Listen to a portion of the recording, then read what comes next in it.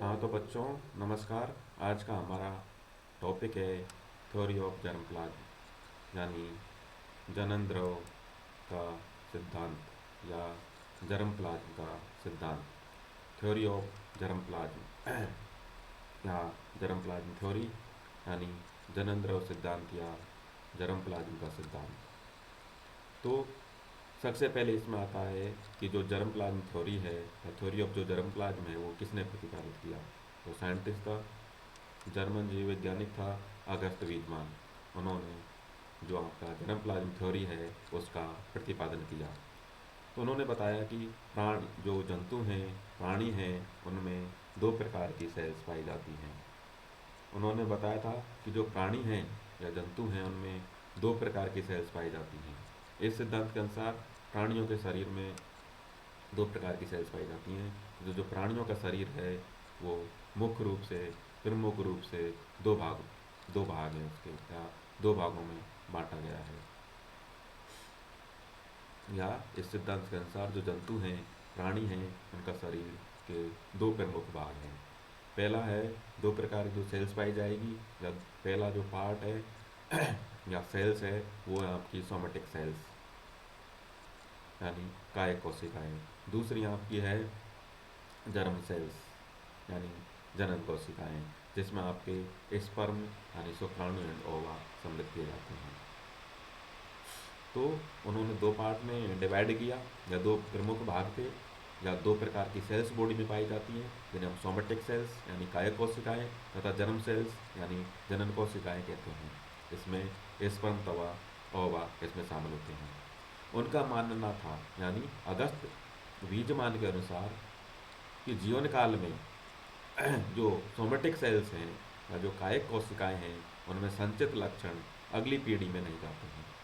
यानी उन्होंने बताया था कि जीवन काल में, यानी जंतु के जो लाइफ पीरियड है या जीवन काल है उसमें जो सोमेटिक सेल्स हैं यानी जो कायिक कोशिकाएं हैं उनमें जो संचित लक्षण हैं वो अगली पीढ़ी में नहीं जाते हैं। सिर्फ जनन सेल्स में, यानी कायिक जो आपकी जर्म सेल्स है या जनन कोशिकाएं हैं उनमें संचित लक्षण ही अगली पीढ़ी में जाते हैं। यानी उनके अनुसार या जर्म प्लाज्म ने बताया कि शरीर में दो प्रकार के सेल्स पाई जाती हैं, यानी सोमेटिक सेल्स और जर्म सेल्स। तो उनके अनुसार जो जीवन काल है उसमें जो सोमेटिक सेल्स हैं यानी जो कायिक कोशिकाएं हैं उनमें संचित लक्षण हैं वो अगली पीढ़ी में नहीं जाते हैं, और सिर्फ जो जनन सेल्स हैं या जनन कोशिकाएं हैं उनमें संचित लक्षण ही अगली पीढ़ी में जाते हैं। ये आपका है जनन द्रव सिद्धांत। और दूसरी बात उन्होंने बताई कि जो आपकी जनन सेल्स हैं या जर्म सेल्स हैं उनमें स्वतः स्वतः संरक्षित रहने की शक्ति पाई जाती है, या उनमें पावर होती है कि जो आपकी जर्म सेल्स हैं यानी जनन कोशिका में हैं उनमें स्वतः संरक्षित रहने की पावर या शक्ति पाई जाती है। तथा इस प्रकार जो आपका अगस्त बीजमान था वो उपार्जित लक्षणों की वंशागति या आनुवंशिकता के विरोधी थे, इनहेरिटेंस ऑफ एक्वायर्ड कैरेक्टर्स। यानी इस प्रकार जो आपका अगस्त बीजमान है वो उपार्जित लक्षणों की वंशागति या जो आनुवंशिकता है उसके विरोधी थे। तो अब आता है कि उपार्जित लक्षणों की वंशागति का सिद्धांत क्या है, या उपार्जित लक्षणों की वंशागति की जो थ्योरी है वो किसने प्रतिपादित की।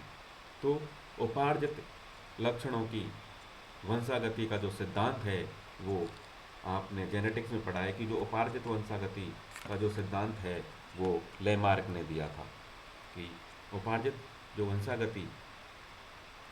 लक्षणों की जो वंशागति का सिद्धांत है वो लेमार्क ने दिया था। आप जानते हैं कि लेमार्क के अनुसार वातावरण में हुए परिवर्तनों के कारण, यानी जब एनवायरनमेंट में परिवर्तन होते हैं तो वातावरण में हुए चेंजेज, परिवर्तनों के कारण जब किन्हीं अंगों का अधिक उपयोग किया जाता है तो वो अधिक विकसित हो जाते हैं, और जिन अंगों का कम उपयोग किया जाता है वो धीरे धीरे विलुप्त हो जाते हैं।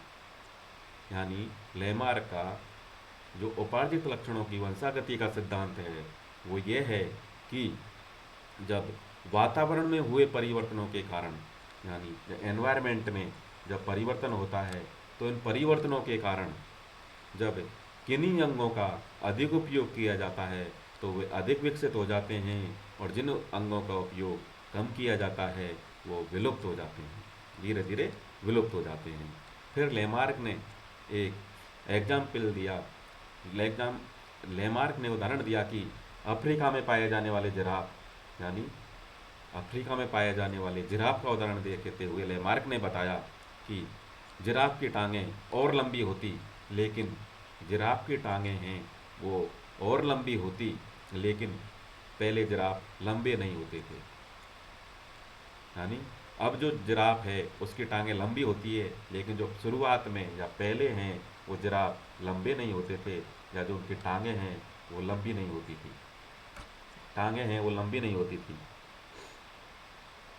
वे छोटे कद के होते थे। यानी प्रारंभ में जो आपके जिराफ हैं वो छोटे कद के होते थे, उनकी जो टांगें हैं वो लंबी नहीं होती थी, तथा जिराफ है वो छोटे कद के होते थे। वो ज़मीन की घास फूस खाते थे, और वो ज़मीन की घास फूस है वो खाते थे, लेकिन वातावरण में परिवर्तन होता गया, यानी वातावरण में परिवर्तन होने के कारण होता गया, और अफ्रीका है उसमें रेगिस्तान बनने लगे, और जो आपकी अफ्रीका है उसमें रेगिस्तान बनने लगे, तथा वहाँ की घास फूस है वो ख़त्म हो गई। अब केवल ऊंचे पेड़ों पर लगी पत्तियाँ ऊंचे पेड़ों पर लगी पत्तियाँ ही बची रह गई थी जो ऊंचाई पर होती थी। उनको हासिल करने के लिए जिराफ ने अपनी जिराफ को अपनी टांगों और गर्दनों पर जोर देना पड़ा, जिसके कारण उनकी गर्दन और टांगें अधिक लंबी होती गई, और यह पीढ़ी दर पीढ़ी विकसित होते गए। जिराफ की लंबाई बढ़ती गई जिराफ की लंबाई बढ़ती गई। तो यानी उनके अनुसार जो वातावरण में परिवर्तनों के कारण जिन अंगों का अधिक उपयोग किया जाता है वो अधिक विकसित हो जाते हैं, और जिनका नहीं किया जाता है तो वो विलुप्त हो जाते हैं। तो जो अधिक अंगों का उपयोग किया जाता है उनका उदाहरण दिया अफ्रीका में जिराफ की टांगें और गर्दन का लंबी होना, तथा जिन अंगों का उपयोग नहीं किया जाता है वो विलुप्त हो जाते हैं। उन्होंने ये बताया कि जो सर्प होता है यानी सांप होता है, उन्होंने एग्जाम्पल दिया है कि सांप के भी पहले पैर होते थे सांप के भी पहले पैर होते थे, लेकिन पैरों के कारण उसे असुविधा होने लगी और उनके पैरों का उपयोग कम कर दिया, जिसके कारण पैर अंत में विलुप्त हो गए। इस तरह और ये उन्होंने बताया कि जो लेमार्क है उसकी वंशागति का सिद्धांत है, उपार्जित लक्षणों की वंशागति का सिद्धांत है कि वातावरण में हुए परिवर्तन के कारण जब किन्हीं अंगों का अधिक उपयोग किया जाता है तो वो अधिक विकसित हो जाते हैं, और जिन अंगों का उपयोग नहीं किया जाता है विलुप्त हो जाते हैं। तो जो जिराफ है उसकी गर्दन का अधिक लंबा व गर्दन व टांगों का अधिक लंबा होना, वो जो अंग है उनका अधिक उपयोग को प्रमाण दिया, तथा जो सर्प है उसके पैरों को लुप्त हो जाना, जो अंग है उनका जो इन अंगों का उपयोग नहीं किया जाता है विलुप्त हो जाते हैं, उनका उन्होंने एग्जाम्पल दिया। यानी और उन्होंने बताया कि ये लक्षण हैं वो वंशागत होते हैं। तो जो आपका वंशागति या उपार्जित लक्षणों की वंशागति का सिद्धांत है जो लेमार्क ने दिया था, उसके वो विरोधी थे जर्म सेल्स द्वारा। उन्होंने बताया कि जर्म सेल्स द्वारा लक्षणों का हस्तांतरण पीढ़ी दर पीढ़ी होता है, वह सोमेटिक सेल्स द्वारा लक्षणों का हस्तांतरण पीढ़ी दर पीढ़ी नहीं होता है। उन्होंने जो आपका लेमार्क का उपार्जित लक्षणों की वंशागति का सिद्धांत है उसका खंडन किया, तो उन्होंने बताया कि जो जर्म सेल्स है द्वारा, यानी जर्म सेल्स में जो जर्म सेल्स हैं जनन कोशिका हैं, उनमें जो परिवर्तन होंगे या उनमें जो लक्षण होंगे उनका हस्तांतरण पीढ़ी दर पीढ़ी होता है। सोमेटिक सेल्स द्वारा लक्षणों का हस्तांतरण पीढ़ी दर पीढ़ी नहीं होता है। सोमेटिक सेल्स उनमें सोमेटोप्लाज्म यानी कायिक द्रव पाया जाता है, जर्म सेल्स जिनमें जर्म प्लाज्म यानी जनन द्रव पाया जाता है। फिर उन्होंने बताया कि सोमेटोप्लाज्म में जो आपका सोमेटोप्लाज्म है यानी कायिक द्रव है वो प्राणी की मृत्यु के साथ ही समाप्त हो जाता है, जबकि जो जर्म प्लाज्म है वो सोमेटोप्लाज्म पर एक एक पैरासाइट के रूप में व्यवस्थित होता है। यह जर्म प्लाज्म जर्म सेल्स के रूप में निर्मुक्त होता है तथा फर्टिलाइजेशन के पश्चात वो नए सदस्य में समाविष्ट हो जाता है। उन्होंने बताया कि जो सोमेटोप्लाज्म है वो प्राणी की मृत्यु के साथ ही समाप्त हो जाता है, जबकि जो जर्म प्लाज्म है वो एक परजीवी के रूप में या सोमेटोप्लाज्म पर पैरासाइट के रूप में अवस्थित होता है। यानी जो आपका जो जर्म प्लाज्म है वो प्राणी की मृत्यु के बाद समाप्त नहीं होता है। ये जर्म प्लाज्म जर्म सेल्स के रूप में निर्मित होता है तथा फर्टिलाइजेशन के पश्चात होने नए सदस्यों में जो नए सदस्य होते हैं उनमें समाविष्ट हो जाता है। उन्होंने फिर उन्होंने जो आपका जो अगस्त बीजमान है, उन्होंने जो लेमार्क ने जो उपार्जित लक्षणों का वंशागति का सिद्धांत दिया था कि जिन अंगों का दुरुपयोग होगा वो अधिक मजबूत हो जाएंगे, जिनका उपयोग नहीं होगा वो विलुप्त हो जाएंगे, उनका उन्होंने खंडन किया। उनके खंडन के लिए उन्होंने एक एक्सपेरिमेंट किया कि उन्होंने 22 पीढ़ियों तक चूहों की पूंछ को काटा। अगस्त बीजमान है, उसने लगातार 22 पीढ़ियों तक चूहों की पूंछ काट कर एक प्रयोग किया तथा पाया कि पूंछ युक्त चूहे ही पैदा होते हैं। यानी उन्होंने 22 लगातार पीढ़ियों तक चूहे की पूंछों को काटा तथा पाया कि 22 पीढ़ी तक लगातार काटने के बाद भी जो आपकी अगली पीढ़ी है उसमें पूंछ युक्त चूहे ही पैदा होते हैं। यह प्रयोग उपार्जित लक्षणों की वंशागति का खंडन करता है, जो कि जबकि लेमार्क के अनुसार जो 22 पीढ़ियों तक अगर पूंछ का उपयोग ही नहीं काट दी गई है तो पूंछ का उपयोग ही नहीं किया गया है तो अगली जो पीढ़ी है उसमें बिना पूंछ के ही चूहे पैदा होने चाहिए थे, जबकि ऐसा नहीं होता है। अतः उन्होंने जो लेमार्क का उपार्जित लक्षणों की वंशागति का जो सिद्धांत है उसका खंडन किया। लेमार्क की उपार्जित वंशागति को जो सिद्धांत था उसका खंडन किए उसने लगातार 22 पीढ़ियों तक चूहों की जो पूंछ है उसको काट कर एक प्रयोग किया तथा पाया कि अगली पीढ़ी में भी पूंछ युक्त चूहे ही पैदा होते हैं। यह प्रयोग उपार्जित लक्षणों की वंशागति का खंडन करता है, जबकि लेमार्क के अनुसार यदि जिन अंगों का प्रयोग नहीं किया जाता है तो अपने आप विलुप्त हो जाते हैं। तो जब 22 पीढ़ी तक जब चूहे की पूंछ को काट दिया गया था तो चूहे की पूंछ का तो उपयोग ही नहीं हुआ, तो अगली पीढ़ी में बिना पूंछ के चूहे पैदा होने चाहिए, जबकि नहीं होते हैं। अर्थात ये उपार्जित लक्षणों की वंशागति का खंडन करता है।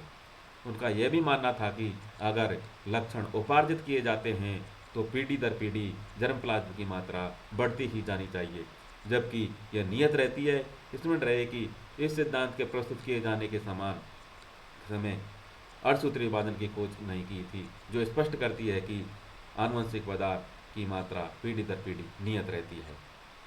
तो जो आपका अगस्त बीजमान का जो जर्म प्लाज्म सिद्धांत है, यानी जो जनन द्रव का जो सिद्धांत है उसका सारांश या जो मेन उन्होंने बताया, उन्होंने यही बताया कि जो प्राणी है, जो जंतु है, उसका जो शरीर है वो 2 भागों में बटा होता है, या जो उसमें जो शरीर है उसमें 2 प्रकार की सेल्स पाई जाती हैं।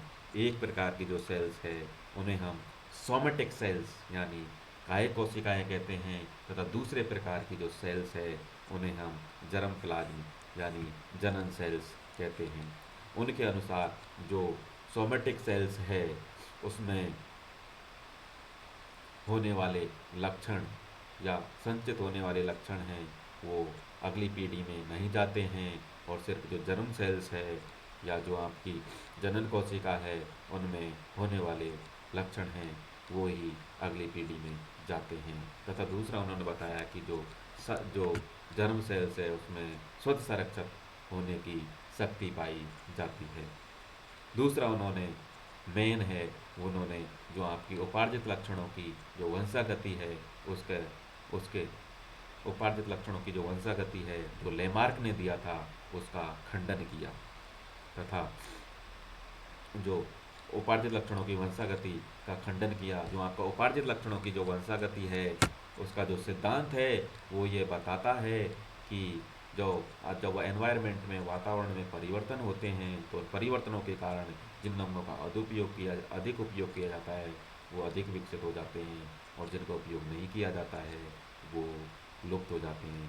जो ये लेमार का सिद्धांत था उसका जो जर्म प्लाज्म है, जो अगस्त वीजमान है, वो जर्म प्लाज्म सिद्धांत दिया था उसका उन्होंने खंडन किया था। उन्होंने बताया कि जर्म सेल्स द्वारा लक्षणों का हस्तांतरण पीढ़ी दर पीढ़ी होता है, वो सोमेटिक सेल्स द्वारा लक्षणों का हस्तांतरण पीढ़ी दर पीढ़ी नहीं होता है।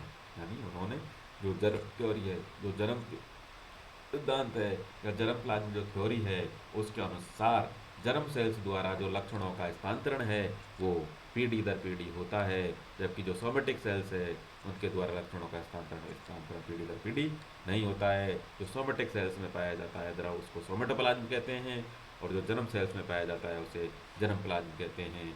यही आपकी है जर्म प्लाज्म थ्योरी। धन्यवाद। इस कोरोना महामारी के दौर में अपने घर पर रहें, सेफ रहें, सुरक्षित रहें। धन्यवाद।